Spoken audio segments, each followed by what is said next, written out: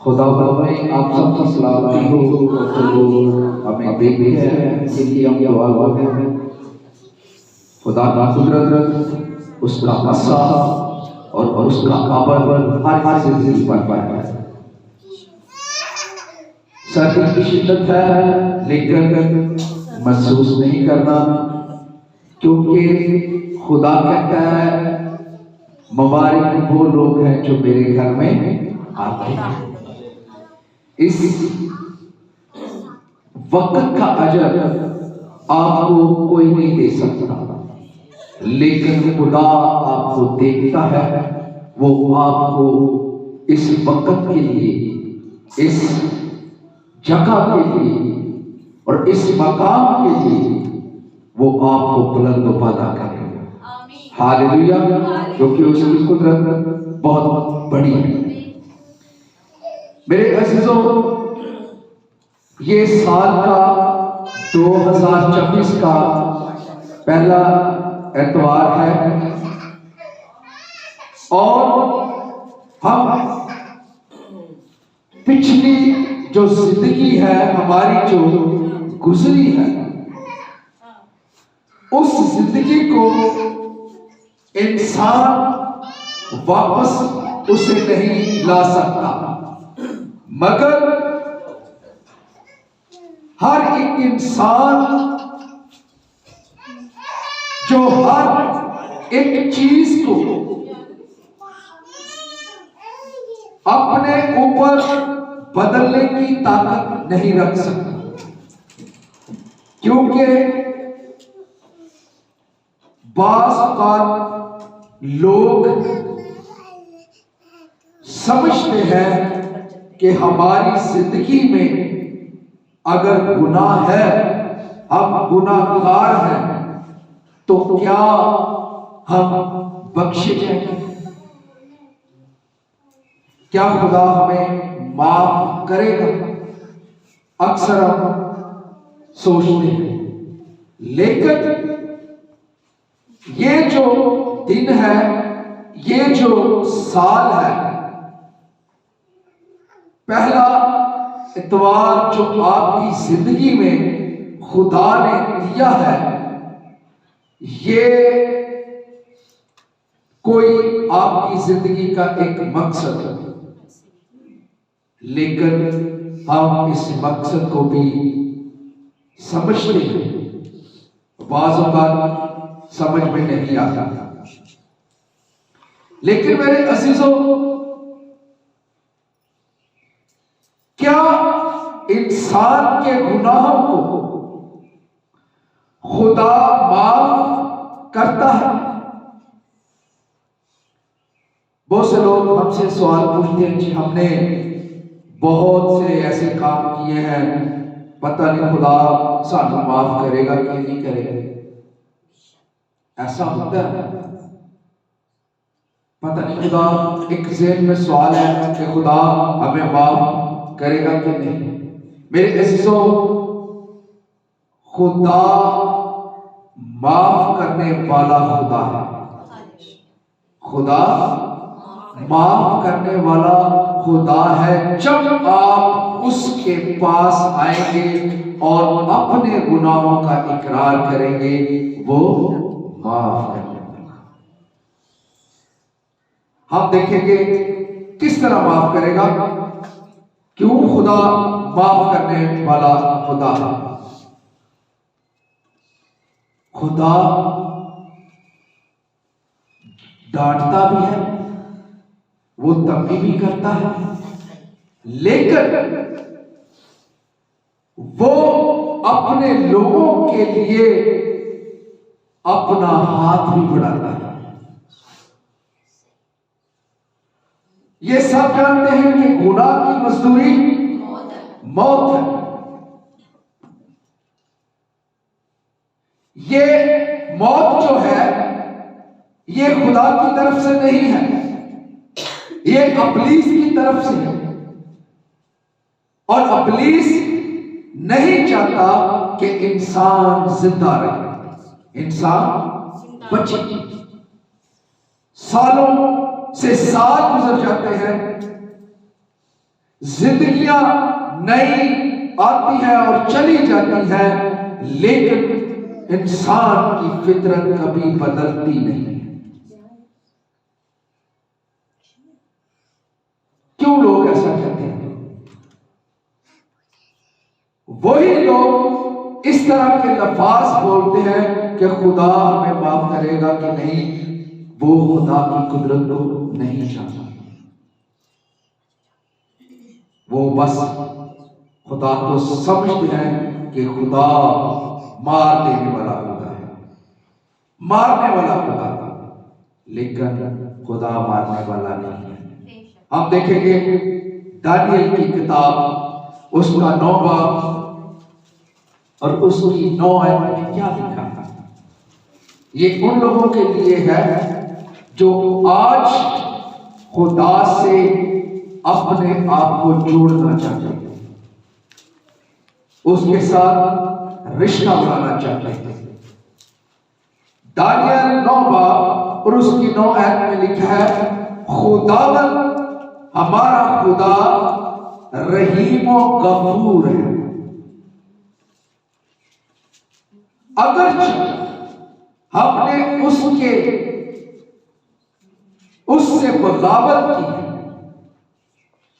अगर हम उसके हुक्मों को नहीं मानते, अगर हम उसके कलाम को नहीं मानते,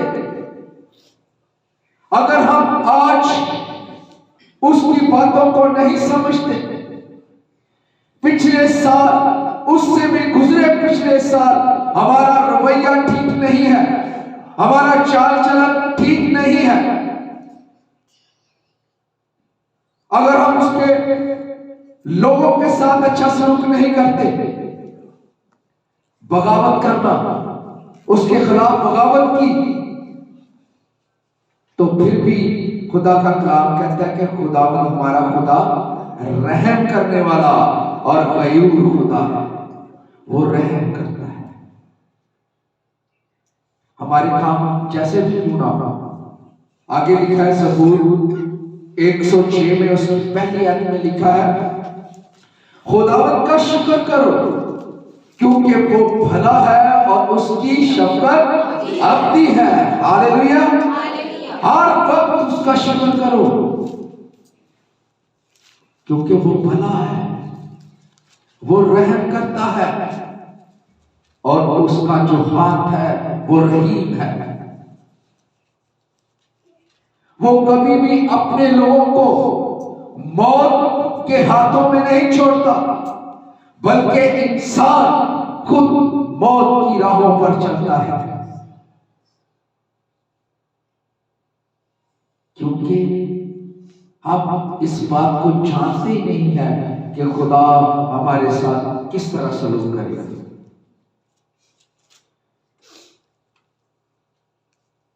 ज़बूर 103 में फरमाता है, आयत नंबर 8, ज़बूर 103, खुदावंद रहीम और करीम है, कहर करने में धीमा और शफ़क़त में गनी है। वो मोहब्बत, वो जो चाहत, वो जो उसकी कुदरत, वो जो अपने लोगों के लिए अपना खून बहाता है, और यही हमारी पहचान। क्यों हम फिर वर्गलाए जाते हैं? क्यों हमारी जिंदगियों में वो आवाज नहीं आती कि तेरा गयूर खुदा तेरे साथ है? अगर हम खुदा से डरते हैं ना, तो हम कभी भी उसके खिलाफ बगावत ना करें, क्योंकि खुदा का जो खौफ है, उसकी जो खौफ की वो बात है, उसके जो कहर करने की बात है, वो उन लोगों के लिए है जो उसके साथ बगावत करते हैं। मेरे अजीजों, हम अपने ऊपर गौर जब करते हैं तो हम इस बात का हमें ध्यान होता है कि हम बहुत अच्छे हैं, हम बहुत अच्छे हैं। लेकिन क्या खुदा की अच्छाई इंसान के साथ नहीं? वो हर वक्त हर वक्त आपकी फिक्र करता है, वो बार बार आपकी जिंदगी में एक नया दिन देता है, एक नई रोशनी को बर्पा करता है, आपके लिए वो सूरज को वक्त पर निकालता है, रात को वक्त पर तारी करता है, मौसम, बहार, फूल, वो सब वक्त पर आपको मुहैया करता है। तो ये किसकी कुदरत है? ये इंसान की है या खुदा की? तो खुदा जो है, जो अब तक है, जिसने आपको इस दुनिया में भेजा है, जिंदगी गुजारने के लिए नहीं भेजा, बल्कि उसने कोई मकसद दिया था। वो कहर करने में दीवाना, उसका खौफ जो है वो बुलंदों वाला है, क्योंकि वो कहता है जो मेरे खौफ में रहते हैं मेरा रहम भी उन पर है। लेकिन हमारा खुदा माफ करने का खुदा है, वो मारने का खुदा नहीं, वो माफ करने का खुदा है। आज हम जिस तरफ अपनी नजर दौड़ाएं तो हमें हर इंसान परेशान और गुनाह की कैद में गिरफ्तार नजर आते हैं। हर तरफ देखिए, जिधर भी आप नजर दौड़ाएंगे, हॉस्पिटलों में चले जाए, कैद खानों में चले जाए, जेलों में चले जाए, आप जहां भी चले जाए, आपको हर तरफ मौत में घिरे हुए लोग गिरफ्तार नजर आएंगे, क्योंकि खुदा की आवाज वो नहीं सुनते। उन्होंने अपनी जिंदगी में खुदा को मौत का एक अमर बनाया हुआ है, लेकिन खुदा मौत नहीं है। उसने कहा आए मौत तेरा डर कहां? लेकिन ये इंसान जो खुद है अपने आप को उसके हवाले, इब्लीस के हवाले कर देता है। देखिए कि खुदा हमें माफ कर सकता है। रोमियो उसका 6 बाब और उसकी 23 आयत में लिखा है, रोमियो 6 बाब और उसकी 23 आयत, क्योंकि गुनाह की मजदूरी मौत है, मगर खुदा की बख्शिश हमारे खुदावंद यीशु मसीह में हमेशा की जिंदगी है। गुनाह की मजदूरी मौत है। ये उन लोगों के लिए है जो खुदा से नावाकिफ है, जिनको खुदा का नहीं पता, जो खुदा के साथ नहीं चलते, उनके लिए मौत है। गुनाह की मजदूरी उनके लिए मौत है। और जो खुदा के साथ जुड़े हैं, बख्शिश हमारे खुदावंद यीशु मसीह में हमेशा की जिंदगी है। वो हमेशा की जिंदगी देता है, वो आपसे प्यार करता है, उसको आपकी फिक्र है, वो जानता है मेरे बेटे और मेरी बेटियों को किस चीज की जरूरत है। अगर आप पिछले साल अपनी जिंदगी को उसके साथ नहीं जोड़ा, अगर आपके पिछले साल आपने उसे अपनी जिंदगी में नहीं आने दिया, तो आज मेरे अजीजों वक्त है उसे अपनी जिंदगी में बुलाना। तोड़ दे इब्लीस की दीवारों को और अपने अंदर सोचें अपने अंदर उस बात को जाने और बैठा ले कि मेरा जिंदा खुदा मुझे माफ करने की कुदरत रखता है, वो माफ करता है। आप जैसे भी क्यों ना हो उसे अपनाए, उससे मांगे, वो आपको देता है, हमेशा की जिंदगी देगा, क्योंकि उसने वादा किया है कि मैं तुझे कभी भी तन्हा रुस्वा ना छोड़ूंगा। तो हम उससे छूट जाते हैं, दरबदर होते हैं और उन लोगों को अपने ऊपर हैवी कर लेते हैं जिनकी कोई कदर नहीं होती, और उसी अपनी भी कदर गवा देती। हमेशा खुदा के साथ मिला रहे, क्योंकि खुदा माफ करने की ताकत रखता है, उसका अमर बहुत बड़ा है, वो बेपनाह मोहब्बत रखता है। अगर आपको इस बात का इल्म नहीं कि मरने के बाद क्या होगा और आप हलाकत की राहों पर चल रहे हैं, तो आप हलाकत की बता सकते हैं कि मरने के बाद क्या होगा। अगर आपको पता है कि मरने के बाद क्या होगा तो आप अच्छे हैं, अगर नहीं पता तो आप हलाकत की राहों पर चलते हैं, फौरन उस राहों पर मुड़े और अपने खुदा के पास आए जो आपको मोहब्बत देता है। आप देखें यूहन्ना ये चीज उसका 14 बाब और उसकी चीन में क्या लिखा है। यीशु ने उससे कहा, किससे कहा? उससे कहा जो उसके साथ चलते हैं। वो आज भी कहता है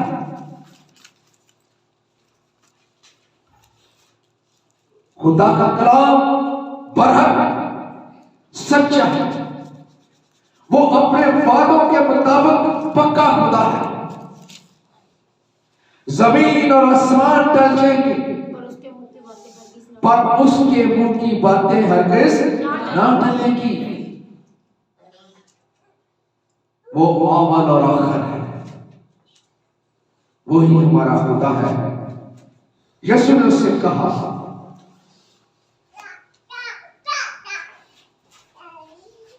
राह और जिंदगी, राह और जिंदगी मैं हूं। और ये वादा जो है खुदा ने उन लोगों के साथ किया है जो उससे जिंदगी मांगते हैं। लिखा है राह और जिंदगी मैं हूं।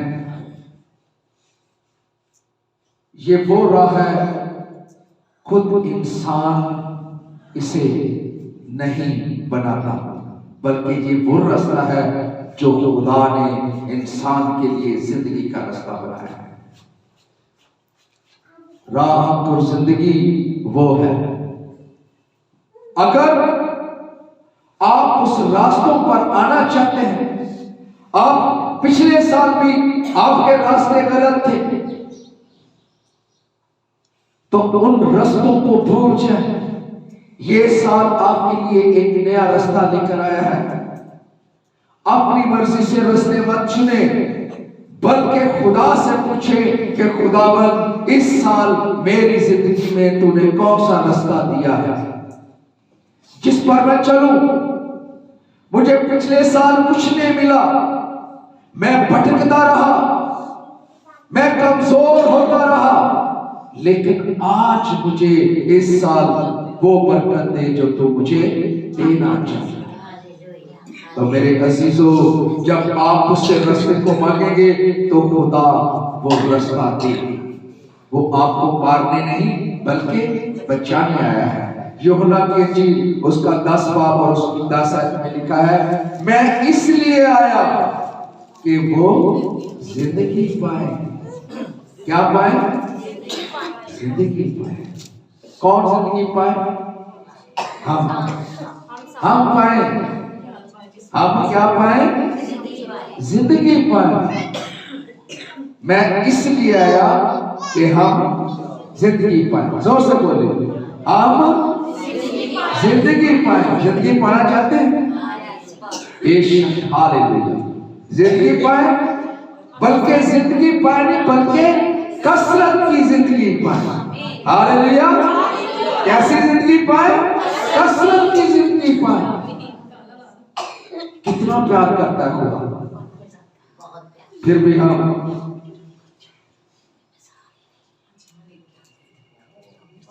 उसे भूल जाते हैं। सर्दी है ना, सर्दी इंसान को करता है, बस उसे खाना पीना याद रहता है। सर्दी रजाई में से बाहर नहीं निकलना, ऐसे ही होता है। लेकिन इसके लिए एक शर्त है। जिंदगी तो सब पाना चाहते हैं ना, कसरत की जिंदगी पाना चाहते हैं ना, लेकिन उसमें एक शर्त रखी है। शर्त क्या है? वो क्या शर्त है? कि यीशु को अपनी जिंदगी में शामिल कर। यीशु को अपनी जिंदगी में पिछले साल नहीं किया। पिछले साल बहुत सी शादियों को अटेंड किया, बहुत से प्रोग्रामों को अटेंड किया। आज भी ऐसा होता है ना, आप शादी हाल में जाके देखिए, सर्दी पड़ रही है लेकिन फैशन भी कम हुआ। ऐसी है। आज हमारा जो माशरा है, शादियों को करते हैं, प्रोग्रामों को करते हैं। शादी हाल बड़ी दूर क्यों ना हो, लपड़ा जरूर है, जाना जरूर है? क्योंकि हम नहीं चाहते कि खुदा हमें कसरत में, हम उसे शामिल नहीं होने देते। अगर आज हम उसे शामिल होने देंगे तो आज ये चर्च भरा होगा। क्या होता? भरा। अरे कुछ ना, मैं किसी चर्च में, हाँ जी परसों ठंड बड़ी सी है, तो शाम को ठंड में देखा तो कितने शादी तक गई होती जो है ना, ऐसा होता है। यहां जिंदगी है, यहां आपकी छांट हो रही है, यहां खुदा आपको पहचान रहा है, और वहां आप दूसरों का फैशन बने हुए हो। ये कितना फर्क है। खुदा आपकी जिंदगी में बहुत कुछ देना चाहता है, पहले उसको अपनी जिंदगी में शामिल कर। अगर पिछले साल खुदा ने हमें माफ नहीं किया, आज इस बात को हम दिल में रखते हैं, तो इस साल उसके आगे पेश हो और कहेंगे खुदावंद तू वाकई माफ करने वाला खुदा है, तू मारने वाला खुदा नहीं। ये 2024 जो है मेरी जिंदगी में बढ़ चढ़ कर, और आज मैं वादा करती हूं कि तू हमेशा मेरी जिंदगी में कायम दायम रहे। हालेलुया। तू हमेशा मेरी जिंदगी में शामिल रहेगा, ताकि मैं नहीं, मेरे बच्चे, मेरे परिवार, मेरे आने वाली नस्ल कसरत की जिंदगी पाए। वो आपको नहीं देगा, अपनी नस्लों को भी बढ़ाएगा। वो नस्ल से नस्लदार खुदा आ रहा है, लेकिन उसे शामिल कर। तो वादा आज शामिल करेंगे। Hallelujah, hallelujah. मैं यीशु में बढ़ूंगा। बोले, मैं यीशु में हर रोज, आपने बोलना है हर रोज। मैं यीशु में गाऊंगा हर रोज। आपने हर रोज बोलना है, मैं यीशु में बढ़ूंगा, मैं यीशु में गाऊंगा, मैं यीशु में चलूंगा, मैं उसकी तारीफ करूंगा, मैं हलीम बनूंगा, मैं झुके हुओं को उठाऊंगा, मैं उसके साथ साथ रहूंगा। हालेलुया। हर रोज, हर रोज, हर रोज मेरी जिंदगी में जितने भी दिन आए, तो हर रोज वो कहता है, हर रोज हर वक्त वफादार तेरी कुदरत यीशु मैं तेरा हूं। हालेलुया। यीशु मैं तेरा हूँ, मैं तेरा हूँ। मेरे अजीजों, वो हमारी फिक्र करता है। उसे दुखी मत करें और उसके आगे झुकें। ये मेरे लिए और आपके लिए बेहतर फैसला है कि आज हमने क्या करना है। हालेलुया। खुदा आपको बरकत दे और खुदा आज इस कलाम के एवज आप सबको अपने जलाल के लिए इस्तेमाल करे। ये सब कुछ उसके पाक, अजीम और कुदरत वाले नाम से मांग लेते हैं। आमीन।